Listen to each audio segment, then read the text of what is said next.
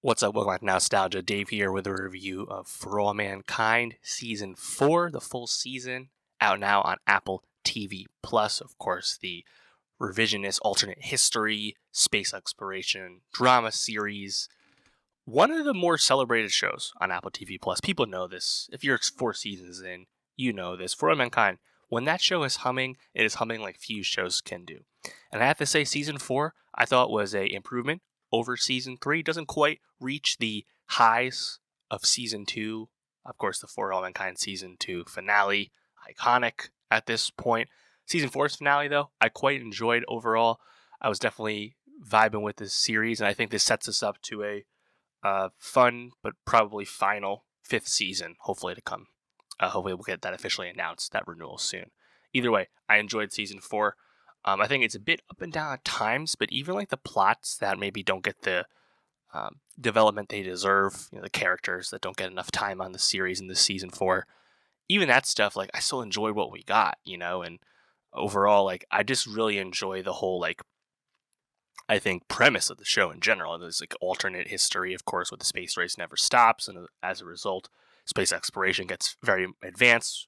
We're now all the way up to 2003, and I mean, it's just so fun to me being on the Happy Valley Mars, colony base. Like, I just think that's like such a fun, like sci-fi vibe to be with, And in terms of our characters, right? Of course, we have Ed finally aged up, Joel Kinnaman finally looking old because this is a guy who is somehow still on Mars in 2003, despite being a guy who flew planes in the Korean War.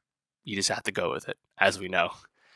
You have Daniel Poole, who returns to Mars to run the base.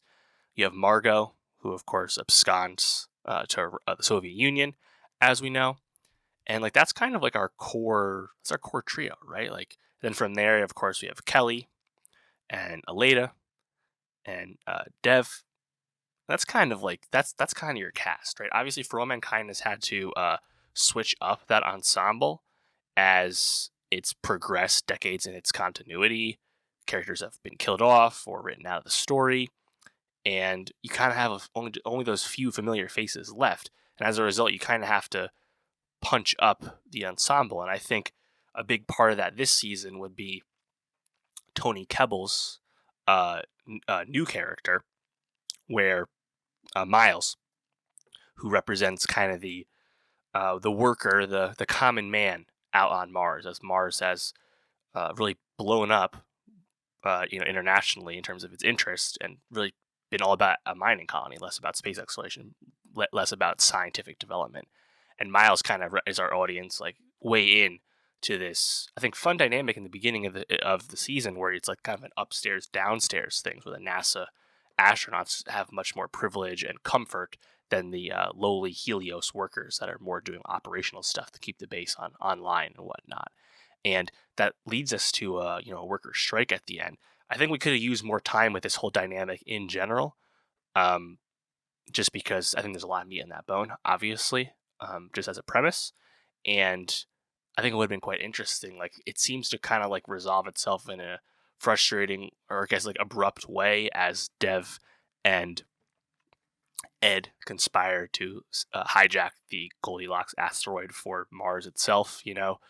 Nonetheless, like I still appreciate the idea there. I think the Sam character as well. She's probably someone who gets a lot of short shrift in this storyline. I mean, we have this, I think, really awesome set piece in the season 4 finale, which is Sam doing the like EVA walk on outside the engines, or the Ranger engines transporting the Goldilocks asteroid. Right? We've had a lot of big set pieces like that. We had one in the season 4 premiere, of course, where we lose the Russian cosmonaut who we've spent so much time with, Kuznetsov, and of course, the season 2 finale is like one big set piece, right? People know this. We didn't have a lot of like audience connection to Sam, just because we don't have a whole lot of time with her, like a lot of character development with her. I was still pretty riveted by it, just because it's like a pretty like epic set piece, but like ultimately there's no fatality there, and it kind of goes where you want it to go. I think if anything, like For All Mankind perhaps struggled a little bit with like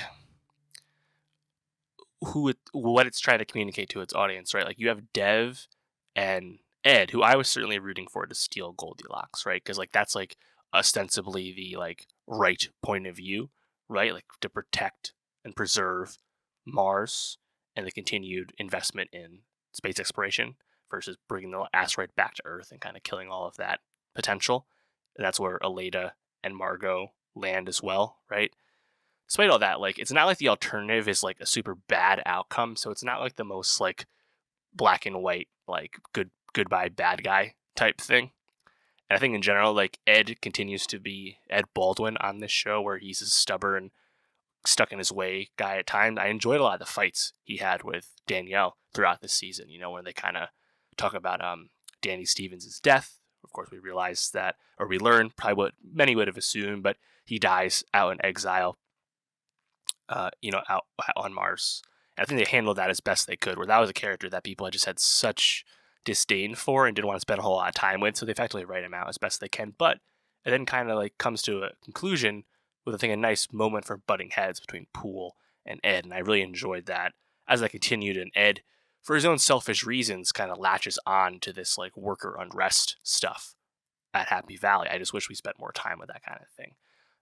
Kelly, probably the character that we previously known that gets the least amount to do on this series. I mean, like, and she's supposed to represent like the like platonic ideal of what you do on space, right? Like she wants to go there for scientific research and whatnot.